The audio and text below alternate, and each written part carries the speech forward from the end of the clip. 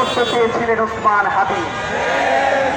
ওসমান হাদি বলেছিলেন, যেই সংবিধানের মাধ্যমে ফ্যাসিবাদ কায়েম হয়, দেশে স্বৈরাচার তৈরি হয়, সেই সংবিধানকে বাংলাদেশে আর রাখা যাবে না, ওটাকে নর্দমায় ঘুরে ফেলতে হবে।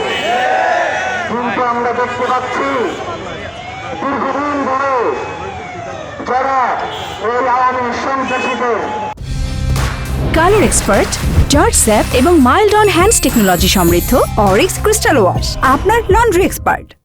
পাকিস্তান খুন হত্যার শিকার হয়েছেন।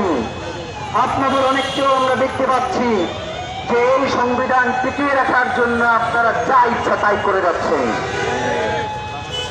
শহীদ ওসমান হাদি জুলাই পরবর্তী সময়ে যে তাকে খুন করা হয়েছে, যদি আপনারা মনে করে থাকেন যে তাকে শুধুমাত্র ব্যক্তি হিসেবে খুন করা হয়েছে, তাহলে আপনারা ভুল করছেন।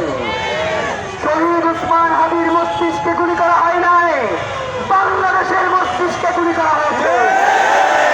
যারা বাংলাদেশের স্বাধীনতা সার্বভৌমত্ব বিশ্বাস করে না, যারা দিল্লির কাছে নিজেদের রাষ্ট্রকে দণ্ডা দিতে চায়, একমাত্র তারাই বিশ্বাস করে যে শহীদ ওসমান হাদিকে শুধু এই পলিটিশিয়ান হওয়ার জন্য হত্যা করা হয়েছে। প্রিয় ভাইয়েরা, আমরা জানি আপনারা অনেক ক্লান্ত।